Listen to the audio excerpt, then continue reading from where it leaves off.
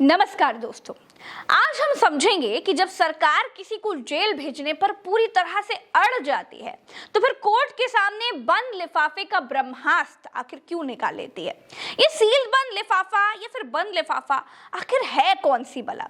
जैसे ही सील बंद लिफाफा किसी के खिलाफ कोर्ट में सरकार लेकर के आ जाती है तो आरोपी का बचना मुश्किल ही नहीं नामुमकिन हो जाता है। और जब इंडियन एक्सप्रेस के संपादक ने इस पर मजाक कर दिया तो बीजेपी सरकार के मंत्रियों के चेहरे क्यों धुआं हो गए।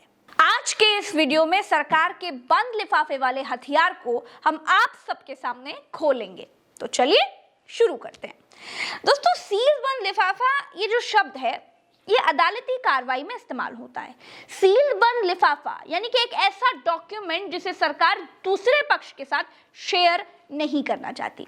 इसको आप कुछ ऐसे समझिए, मान लीजिए आपको कैमरा चुराने के जुर्म में गिरफ्तार किया जाता है। अब आपने कहा कि वो कैमरा तो मेरा ही है, मैं चुराऊंगा क्यों। सरकार बोली कि बिल दिखाओ। अब आपके पास बिल मिला नहीं तो कैमरा चोरी का ही मान लिया गया और आपको भेज दिया गया जेल। अदालत में सच और झूठ साबित करने के लिए मुकदमा चलने लगा।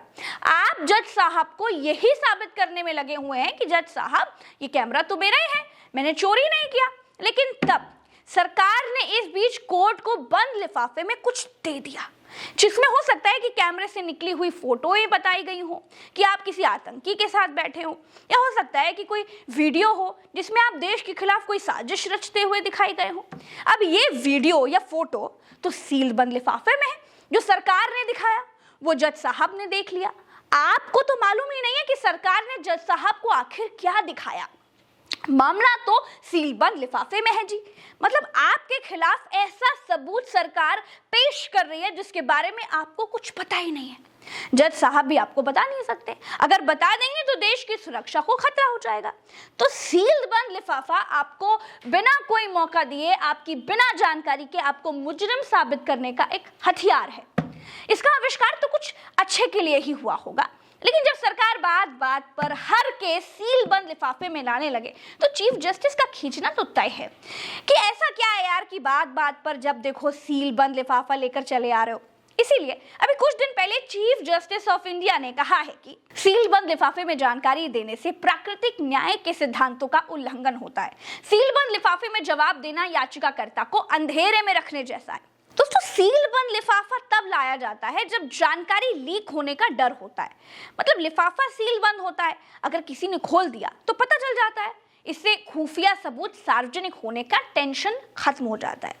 अदालत जब तक नहीं चाहती है तब तक लिफाफे के भीतर क्या है ये दूसरी पार्टी को नहीं बताया जाता है। ये ठीक वैसे ही है जैसे किसी का कैंसर का इलाज चल रहा है और उसे बताया गया है कि तुम्हें जुकाम के इलाज के लिए अस्पताल में भर्ती कराया गया है। तो मसला ये हो जाता है कि जब सामने वाले को मालूम ही नहीं है कि उसके ऊपर आखिर आरोप क्या लगे हैं तो वो अपना बचाव कैसे कर सकता है। यही ईडी की कार्रवाई में होता है। ईडी ये बताती ही नहीं है कि आरोपी के खिलाफ आखिर कौन कौन सी धाराएं लगी हैं, इसीलिए आरोपी जमानत ले नहीं पाता है। इसीलिए कहते हैं कि जो ईडी के लपेटे में आ जाए वो कम से कम 6 महीने के लिए तो गया समझो। अब मालूम ही नहीं है कि आरोप क्या है तो जज साहब से जमानत कैसे मांगोगे। सुप्रीम कोर्ट के चीफ जस्टिस DY चंद्रचूड़ ने इसीलिए एक बार ये कह भी दिया था कि मैं व्यक्तिगत रूप से सील बंद लिफाफों के खिलाफ हूं।